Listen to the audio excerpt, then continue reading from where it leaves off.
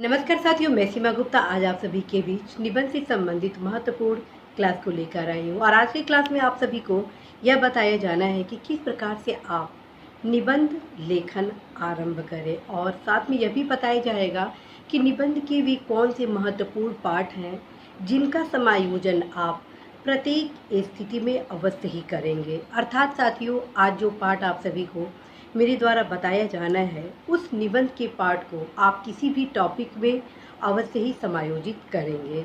तो साथियों, आइए स्टार्ट करते हैं निबंध के वे महत्वपूर्ण पाठ जिनके अभाव में आप अधिकतम अंक निबंध में प्राप्त नहीं कर सकते हैं।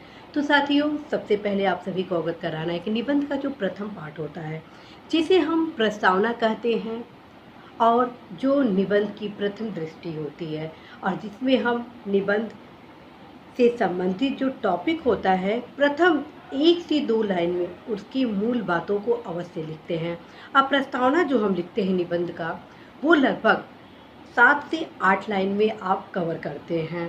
ठीक है, अब प्रस्तावना जो होता है वो आप 7 से 8 लाइन में कवर करते हैं, और इस 7 और 8 लाइन में निबंध के जितने भी मूल चीज़ें हैं उसको आप एक दृष्टि में अवश्य ही लिखने का प्रयास करते हैं। साथ में आपका जो अप्रोच होना चाहिए ऐसे राइटिंग स्टार्ट करने का, वो आपका पॉजिटिव ही होनी चाहिए। ठीक, अब हम आते हैं, क्या प्रस्तावना जब आप लिख रहे हैं अर्थात निबंध का प्रथम पार्ट, तो क्या उसमें हेडिंग की आवश्यकता होगी? मैं कहूँगी कदापि नहीं।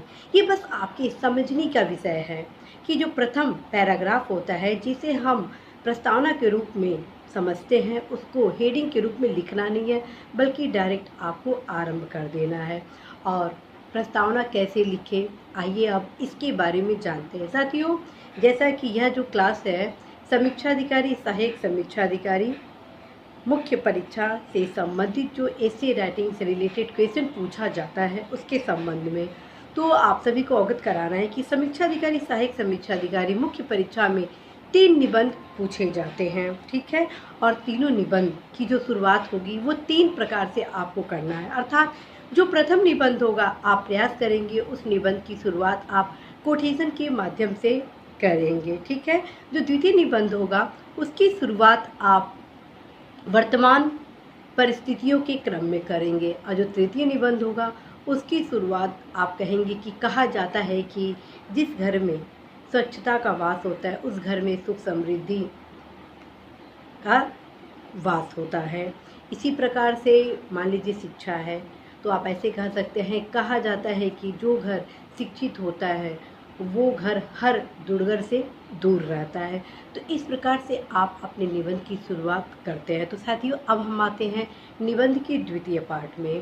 प्रथम पार्ट आपका प्रस्तावना हुआ, द्वितीय पार्ट आपका निबंध का मुख्य भाग के रूप में मेरे द्वारा आप सभी को प्रस्तुत किया जा रहा है।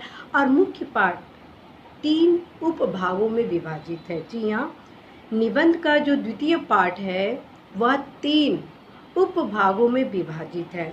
प्रथम जो भाग होगा लगभग 3 से 4 लाइन का होगा। ठीक है, अर्थात द्वितीय भाग का जो प्रथम उपभाग होगा वो 3 से 4 लाइन में आपको लिखना है, और प्राचीन परिदृश्य इस 3 से 4 लाइन में आपको समायोजित करना है, क्योंकि आप सभी के पास शब्द सीमा काफ़ी कम होती है। ठीक है, तो निबंध के मुख्य पाठ का जो प्रथम उपपाठ है वो आप हिस्टोरिकल पॉइंट उसमें लिखेंगे।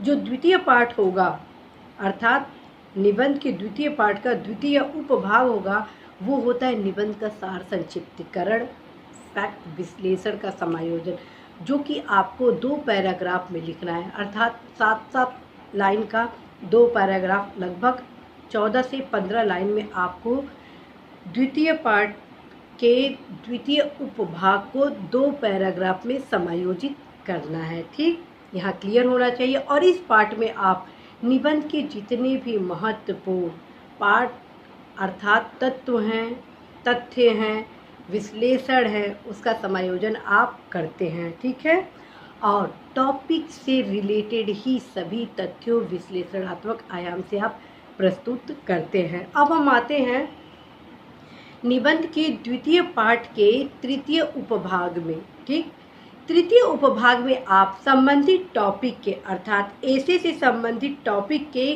करेंट से रिलेटेड पॉइंट को आप इसमें लिखेंगे। जैसे मान लीजिए आप निबंध लिख रहे हैं पर्यावरण पर, आप लिख रहे हैं निबंध आपदा प्रबंधन पर, आप लिख रहे हैं निबंध भारत की विदेश नीति महाशक्तियों से संबंध पर, आप लिख रहे हैं निबंध साहित्य और संस्कृति से रिलेटेड, आप निबंध लिख रहे हैं शिक्षा से रिलेटेड, आप निबंध लिख रहे हैं महिला सशक्तिकरण से संबंधित, आप राष्ट्र निर्माण से संबंधित जो निबंध लिख रहे हैं। ये जो जितने टॉपिक मेरे द्वारा आप सभी को बताई गई हैं वो मोस्ट इम्पॉर्टेंट टॉपिक के रूप में बताई गई हैं, और जो भी टॉपिक आपके ऐसे से रिलेटेड होता है वो निश्चित रूप से साथियों करंट में अवश्य ही चर्चा का केंद्र होता है। तो करंट से रिलेटेड जो बिंदुएं होती हैं उसको आप निबंध के द्वितीय भाग के तृतीय उप भाग में अवश्य ही समायोजित करते हैं। अब हम आते हैं निबंध के तृतीय पार्ट में। जी हाँ, निबंध के तृतीय पार्ट में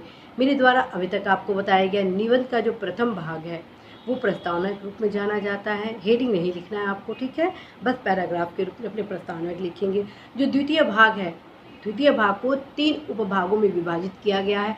प्रथम जो उपभाग है वो आपका हिस्टोरिकल पॉइंट है। द्वितीय उपभाग आपका मुख्य पाठ का मुख्य बिंदु, जितने भी ऐसे से रिलेटेड टॉपिक है आपके उससे ही फैक्ट विश्लेषण आयाम आप प्रस्तुत करेंगे। तृतीय जो उपपाठ है आपका उसको आप करंट से रिलेटेड जो पॉइंट है उसको समायोजित करते हैं। और जो निबंध का तृतीय भाग होता है वो होता है भारत सरकार राज्य सरकार की योजनाओं से संबंधित। अर्थात इस पाठ के माध्यम से आपका विश्लेषण किया जाता है कि क्या आपको पता है कि वर्तमान में संबंधित टॉपिक से रिलेटेड देश में प्रदेश में क्या किए जा रहे हैं, ठीक है।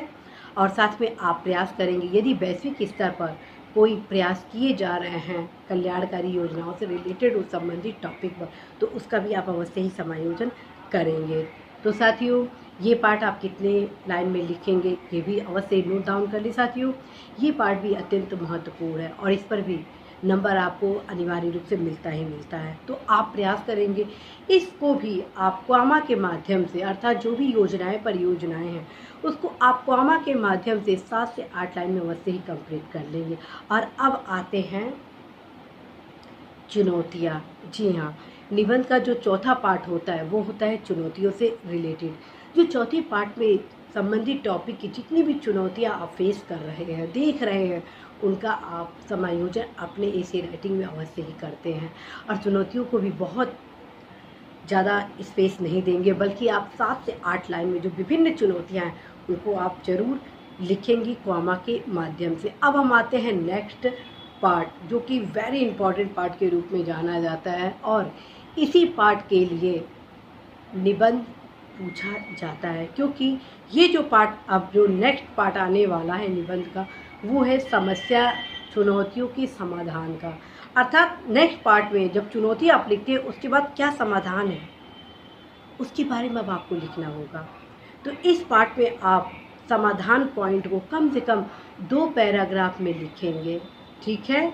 और प्रयास करेंगे कुछ ऐसे सुझाव भी देने का जो आपके अपने थिंक टैंक ने आपको सुझावित किया है। और फ्रेंड्स, समस्या की क्या समाधान है और विषय सामग्री को कैसे संग्रहित किया जाए आपको नेक्स्ट क्लासेज में मेरे द्वारा बताया जाएगा। जितना भी ये पार्ट अभी आप सभी को मेरे द्वारा बताया गया है, किस पार्ट से संबंधित विषय सामग्री का चयन आप कहाँ से करेंगे, अध्ययन सामग्री से संबंधित समस्त आपको अध्ययन स्रोत भी मेरे द्वारा बताया जाना है। तो साथियों इस पार्ट में आप अवश्य ही समाधान के पॉइंट को 2 पैराग्राफ में लिखेंगे, अर्थात 14 लाइन में 7 और 7 14 और बहुत है तो आप 15 या 16 लाइन में कर सकते हैं। अब हम आते हैं निबंध के अंतिम पार्ट और निबंध का जो अंतिम पार्ट होता है वो होता है निष्कर्ष का। और निष्कर्ष आपका पॉजिटिव अप्रोच पे ही होनी चाहिए। क्यों? उसका कारण है साथियों, समस्या कितनी भी हो, जी हाँ समस्या कितनी भी हो, यदि हाथ पे हाथ धरकर उस समस्या को देखकर बैठ जाएंगे तो समस्या का समाधान नहीं होगा, बल्कि समस्या के समाधान के लिए आपको अपने कदमों के चाल को आगे बढ़ाना होगा। इस वजह से साथियों आपको पॉजिटिव अप्रोच में वर्क करना होगा और ये आपको अपने निष्कर्ष में भी समायोजित करना ही होगा। और निबंध कैसे लिखें इसके बारे में भी मेरे द्वारा एक स्पेशल क्लासेस आप सभी के बीच लाया जाएगा। तो साथियों, इन सारे पार्ट को आप अवश्य ही समायोजित करेंगे। आपका अप्रोच सदैव ही पॉजिटिव वे में ही होना चाहिए, क्योंकि आप शासन प्रशासन के हिस्सा इसलिए बनाए जा रहे हैं ताकि आप समस्या का समाधान कर सके। तो साथियों, इसी आशा संदिग्ध विश्वास के साथ मैं सीमा गुप्ता आप सभी को ढेरों शुभकामनाएं देती हूँ कि आप सभी अवश्य ही आंसर राइटिंग अर्थात एसे राइटिंग हर वीक अवश्य ही आरंभ करें। हर वीकेंड एक एसे जरूर लिखें और जो भी निबंध लिखें उसमें मेरे द्वारा बताए गए इन समस्त पार्ट का अवश्य ही समायोजन करें। All the best.